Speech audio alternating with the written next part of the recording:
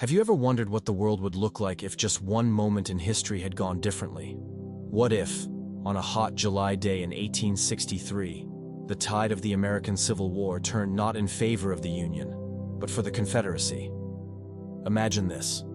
General Robert E. Lee, instead of suffering a crushing defeat at Gettysburg, achieves a stunning, decisive victory. The Union Army is shattered, Washington, D.C. is threatened, and a war-weary North is forced to the negotiating table. The result?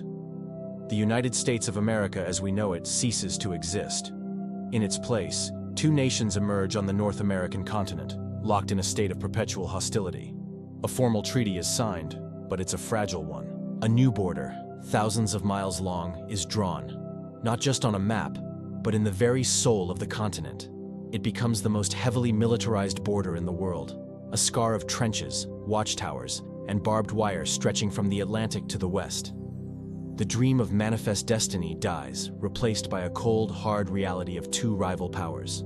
In the north, the United States, though diminished, continues its path of industrialization. Cities like New York, Chicago, and Philadelphia swell, powered by factories and fueled by waves of European immigrants. The spirit of innovation remains, but it's now tinged with paranoia and a constant, simmering desire for reunification, or perhaps revenge. The national identity is forged in the humiliation of defeat. Every political debate, every technological advancement is viewed through the lens of the Southern question. A massive standing army becomes a permanent feature of American life, a constant drain on the economy and a reminder of the ever-present threat to the South. Meanwhile, the Confederate States of America, the CSA, charts a drastically different course. Having secured its independence, it doubles down on the very institution it was built to protect: slavery. But this isn't the antebellum system of old. To compete on the world stage, the CSA is forced to modernize. Imagine vast, state-run agricultural complexes, more like sprawling prison camps than traditional plantations. Slavery evolves into a technologically enforced system of brutal efficiency. Steam-powered cotton gins and automated processing equipment are operated by an enslaved population managed with scientific precision and ruthless control.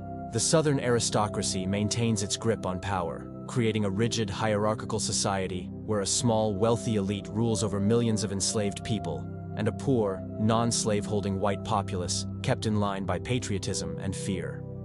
Internationally, the CSA becomes a pariah state. The great powers of Europe, like Britain and France, who may have flirted with recognizing the Confederacy during the war, now recoil from its modernized and entrenched system of human bondage. Trade is limited, sanctions are common, and the CSA is diplomatically isolated. It's forced to become almost entirely self-sufficient, a fortress nation suspicious of all outsiders. Its only real allies are other rogue states or colonial powers who see value in its resources. But even those relationships are purely transactional. The cultural divide between the two Americas grows into a chasm. The North produces literature and art wrestling with themes of loss, division, and the hope of a reunited future. The South, by contrast, develops a state-controlled culture built on propaganda. It glorifies its peculiar institution, romanticizes its rebellion, and demonizes the North. Education is strictly controlled, history is rewritten, and any form of dissent is brutally crushed. For the enslaved population, life is a nightmare of endless labor, surveillance, and the constant threat of violence.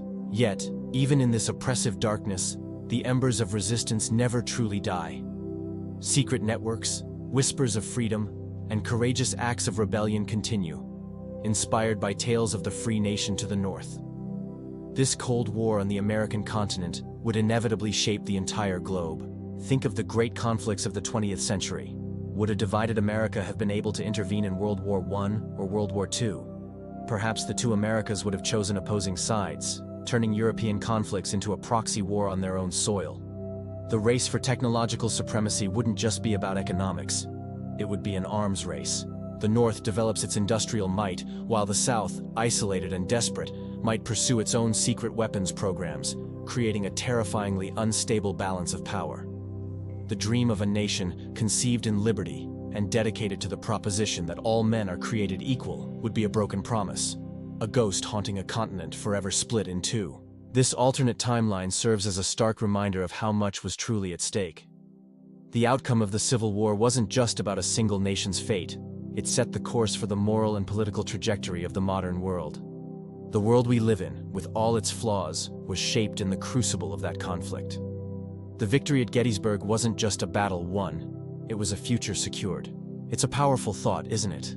How different our reality might be if history had taken another path. What do you think would have been the biggest consequence of a Confederate victory? Let me know your thoughts in the comments below. Thanks so much for watching. If you enjoyed this journey into an alternate past, please consider liking this video and subscribing to the channel for more explorations of history's greatest what-ifs. We'll see you in the next one.